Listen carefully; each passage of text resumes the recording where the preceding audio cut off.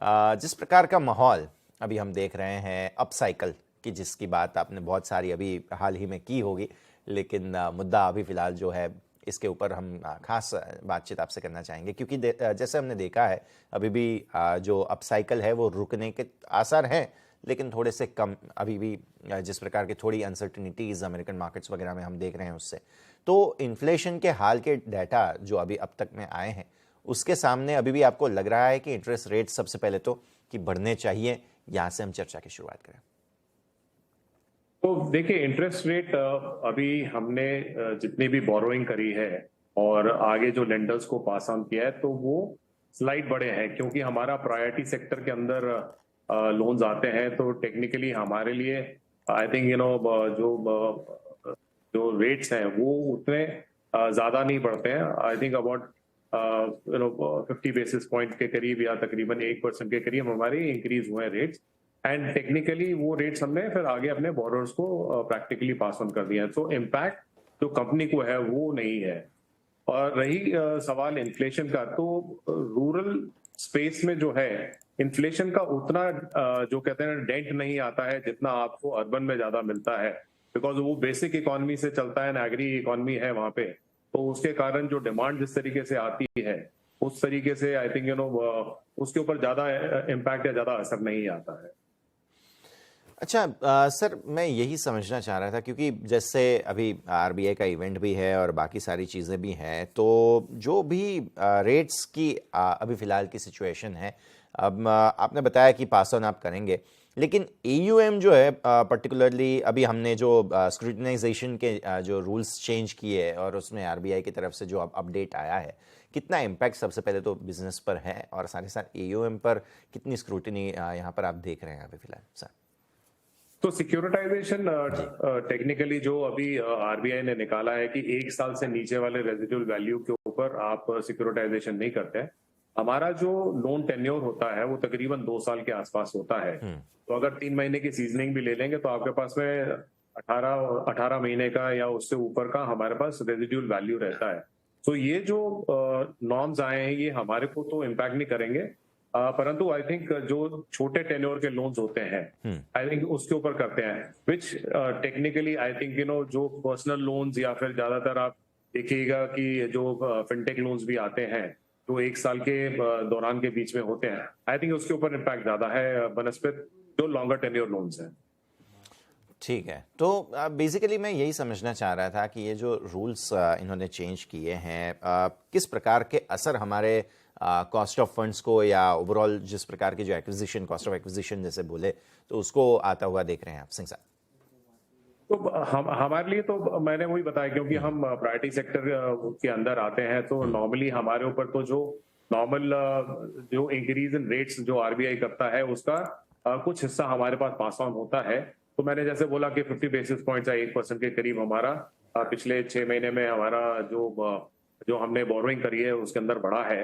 और सिक्योरिटाइजेशन के एस्पेक्ट से भी अगर देखेंगे, I think RBI is more keen toward looking at portfolio quality की मेंटेन रहे।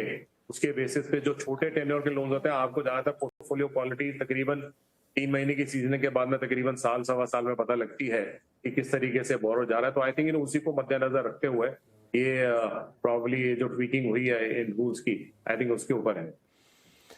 तो सर बेसिक बात यही हो रही है कि जैसे हमारा एमएफआई का अगर आप देखें, एयूएम जो है वो सबसे ज़्यादा है और एमएफआई बुक जो है वो थोड़ी सी कम होती हुई हमने देखी है अभी फ़िलहाल जो नंबर्स आए हैं उसको देखते हुए। तो एक थोड़ा सा समझाएं आप, क्योंकि हम देख रहे हैं कि यहाँ पर जो एमएफआई सब्सिडियरी भी है हमारा, इनफैक्ट वहाँ पे भी थोड़ा सा रनडाउन जो है वो मैसिव देखने मिल रहा है, तो इसके बारे में थोड़ा समझाइए सर। तो एमएफआई में क्या था कि पैंडेमिक, क्योंकि 2 साल का पेंटअप डिमांड थी, लॉकडाउन थे और जो इकोनॉमिक एक्टिविटी थी रूरल में वो काफी हर्ट हुई थी। उसकी वजह से क्या था कि ग्रोथ के बनस्पत हम पोर्टफोलियो क्वालिटी के ऊपर ज्यादा ध्यान दे रहे थे। तो जो हमारे एनपीए किसी टाइम पे 8% पे थे वो घट के 4% से नीचे आ गए और हमने राइट ऑफ प्रोविजन लिए हैं पिछले 6 महीने में अंदर।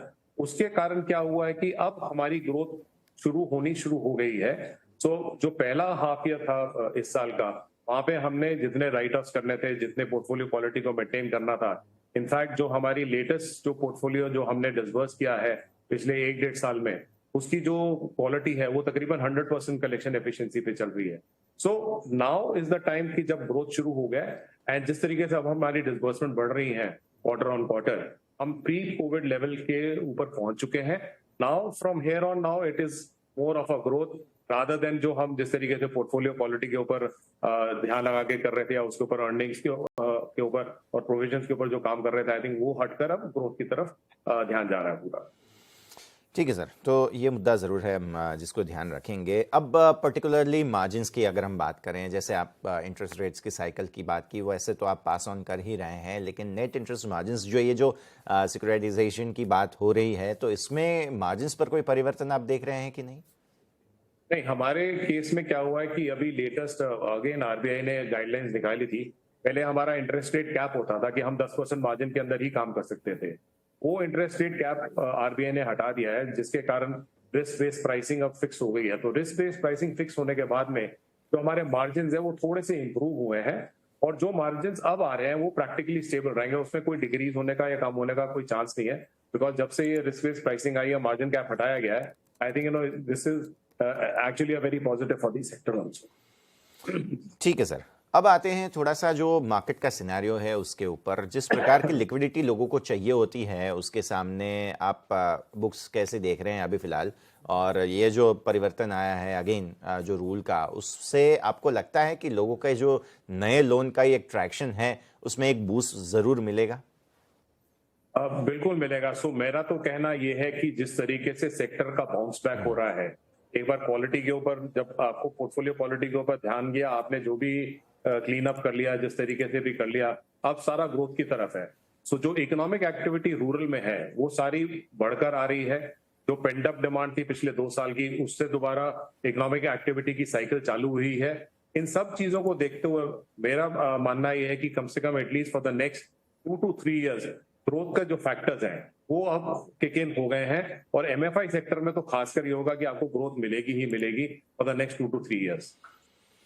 डेफिनेटली सर, तो ये सारे मुद्दे ज़रूर हम ध्यान में रखेंगे। अच्छा सिंह साहब, इसके अलावा मैं ये समझना चाह रहा था, स्पेंडिंग जो है उसमें कोई ब्रेक लगा नहीं है लोगों के, चाहे वो एमएफआई हो, नए बिजनेस की बात हो या इंडिविजुअल स्पेंडिंग की भी बात हो, तो उसमें हमने देखा है कि कोविड के बाद से इनफैक्ट और इजाफा हुआ है। ये सेंटिमेंट आप कैसे देख रहे हैं, और आने वाले वक्त में क्या कोई ऐसे सिम्टम्स आप देख रहे हैं कि लोगों की स्पेंडिंग में थोड़ा सा एटलीस्ट कोई ब्रेक लग सकता है? सी देखिए, हमारे एक और चीज है, जो एमएफआई के लोन्स होते हैं वो प्रोडक्टिव लोन्स होते हैं, वो जी। कंज्यूमर स्पेंडिंग के ऊपर लोन्स नहीं हम देते हैं। सो हमारे जितने भी लोन्स हैं दोज आर फॉर बिजनेसेस, उनसे कोई ना कोई इकोनॉमिक एक्टिविटी का इजाफा होता है, और इसीलिए हम ये लोन दिए जाते हैं। सो हमारे लिए इन लोन्स का महत्व ये है कि एज लॉन्ग एज कि वो ग्रोथ को बढ़ा रही हैं, इकोनॉमिक एक्टिविटी को बढ़ा रही हैं, और लोगों से उससे इनकम जनरेट हो रही है और ज्यादा जनरेट हो रही है, तो कंज्यूमर स्पेंडिंग अगर कर भी रहे हैं, it is through the via media की आपकी इकोनॉमिक एक्टिविटी बढ़ी है, आपकी प्रोडक्टिव कैपेसिटी बढ़ी है, उससे ही इजाफा हो रहा है। सो हमारे लिए तो ये बल्कि इट इज गुड कि जितना वो अगर इकोनॉमिक एक्टिविटी को बढ़ाएंगे, अपने बिजनेस को बढ़ाएंगे, और इनको लोन्स मिल रहे हैं, वो अपने क्रेडिट साइकिल को देखते हुए अगर बढ़ाएंगे, तो अल्टीमेटली उसका बेनिफिट उनकी स्टैंडर्ड ऑफ लिविंग, उनकी एस्पिरेशनल वैल्यू, उनकी जो कंज्यूमर स्पेंडिंग है उसके ऊपर भी कहीं ना कहीं पे पॉजिटिव असर ही आएगा। और सर, जो हमने डिसबर्समेंट्स किए हैं, जिस प्रकार के डिमांड लोगों का है, और आने वाले वक्त में कोई फंड्स रेज करने की योजना है आपकी बुक्स के लिए? अभी देखिए, हमारी जो कैपिटल एडिक्वेसी है वो तकरीबन 24% के करीब है। We are sufficiently capitalised. तो अभी जिस हिसाब से ग्रोथ चल रही है, अभी देखते हुए तो शायद हमको लगता है कि हमें जरूरत नहीं है। हमारा एक प्रेफरेंशियल अलॉटमेंट का जो बैलेंस है वो भी आना है अगले 6 महीने के अंदर अंदर। सो अभी तक तो हमें नहीं दिख रहा कि हमको कैपिटल की जरूरत पड़ेगी, बट अगर फ्यूचर में हमारे को लगता है कि ग्रोथ अगर हमारी काफी बढ़कर आती है, होती है, and if we require capital at the point of time, वो तब देखा जाएगा बेसिकली, बट अभी तो फिलहाल नहीं उसको देख रहे हैं। ठीक है सर। दूसरा मैं ये भी समझना चाह रहा था कि आने वाले वक्त में कोई ऐसे नए प्रोडक्ट्स लाने की आपकी योजनाएं हैं? जैसे आपने बताया कंज्यूमर स्पेंडिंग वगैरह, उसके ऊपर तो फोकस है नहीं, लेकिन जिस प्रकार से कंपटीशन बढ़ रहा है, नए नए प्लेयर्स आप देखिए, लिस्टेड मार्केट में भी हमने बहुत सारे प्लेयर्स देखे हैं, तो आने वाले वक्त में ऐसी कोई योजना है? सो हमारे पास क्योंकि हमारे पास सब्सिडरीज हैं एमएसएमई लेंडिंग की, सो हम माइक्रो फाइनेंस में अनसिक्योर्ड लेंडिंग करते हैं और एमएसएमई में हम सिक्योर्ड लेंडिंग करते हैं। और जो टिकट साइज हमारा एमएफआई में होता है वो एमएसएमई में थोड़ा बढ़कर हम देते हैं, सो हमारे पास वो प्रोडक्ट है, बेसिकली हम उसी को देख रहे हैं। तो सिक्योर्ड एंड अनसिक्योर्ड दोनों का डिस्टिंक्शन करके हम उसी पे कॉन्सेंट्रेट कर रहे हैं। फिलहाल और कोई प्रोडक्ट हमारे को डालने की जरूरत ही नहीं पड़ रही। डेफिनेटली, तो बहुत अच्छा ग्रोथ हम देख रहे हैं और इस वजह से जो है वो सब्सिडीज़ में भी काफ़ी ज़्यादा बिजनेस जो है वो भी हमें देखने मिल रहा है। अब जैसे मैंने बताया कि कंपटीशन इंटेंसिफाई हो रहा है, सो ऐसे माहौल में M&A एक्टिविटीज़ जो होती है, मर्जर एंड एक्विजिशन वगैरह, वो काफ़ी ज़्यादा एक्टिव होता है। आप कुछ ऐसे प्लेयर्स पर ध्यान, आपका कुछ पोटेंशियल ऐसी कोई जगह? नहीं, अभी तो नहीं है। अभी तो हम ऑर्गेनिक ग्रोथ की तरफ ही देख रहे हैं एंड अभी उसी पे कॉन्सेंट्रेट करना चाहेंगे। अभी तो कोई विचार नहीं है। ठीक है सर। वेरी बिल्कुल, बिल्कुल। तो ये सारे मुद्दे हैं, हम ध्यान रखेंगे। इसके अलावा सिंह साहब, एक और बात मैं समझना चाह रहा हूँ। जिस प्रकार से परफॉर्मेंस हमारा देखें, तिमाही दर तिमाही बहुत अच्छे से आगे बढ़ा है और एनपीएस भी आपने काफ़ी अच्छे से कंट्रोल कर रखे हैं। जिस प्रकार से आपने बताया एमएफआई में थोड़ा सा जो कम हुआ था, तो इस जो असर है कोई एनपीए में आने वाले वक्त में आप देख रहे हैं या नहीं? प्रोविजंस हैं या एनपीएस पे? सो जो रेगुलर बिजनेस के एनपीएस है, बस अब वही आएंगे। जो मेजर आने थे पैंडेमिक की वजह से, आई थिंक वो मेजर आ चुके हैं। इसके अलावा और आने की कोई अब ना गुंजाइश है, ना जो क्वालिटी जिस तरीके से अब हमने मेंटेन करी है वो नहीं है। रेगुलर बिजनेस में जो आते हैं नॉर्मली जो एनपीएस आते हैं वही होंगे। बट अगर आप कहेंगे कि जिस तरीके से 8% के करीब जहां हम गए थे, वो चीज अब देखने को नहीं मिलेगी basically, because that all is over through our write offs and provisions. ठीक है सर। और हम देख रहे हैं, जैसा आपने भी बताया, पोर्टफोलियो पे आरबीआई का काफ़ी ज़्यादा ध्यान है और ये जो सिक्योरिटाइजेशन का जो रूल आया, उसके चक्कर में ये जो परिवर्तन हुए हैं, आप ऐसा समझ रहे हैं कि और थोड़ा सा विजिलेंस आरबीआई की ओर से बढ़ेगा? और कुछ आपको लग रहा है कि कुछ पॉइंट्स है जो अभी भी खास बाकी बच रहे हैं?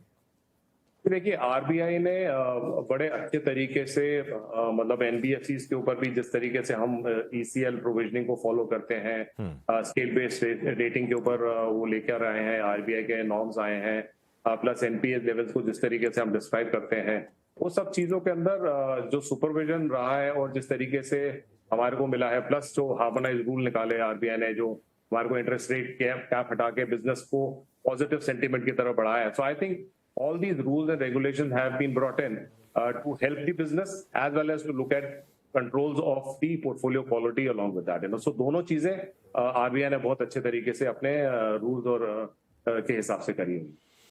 ठीक है सर, बहुत अच्छे से आपने सारी जानकारी दी है। सिंह साहब, बहुत बहुत शुक्रिया आपका हमारे साथ जुड़ने के लिए और ये सारी जानकारी देने के लिए। Thank you sir. Thank you.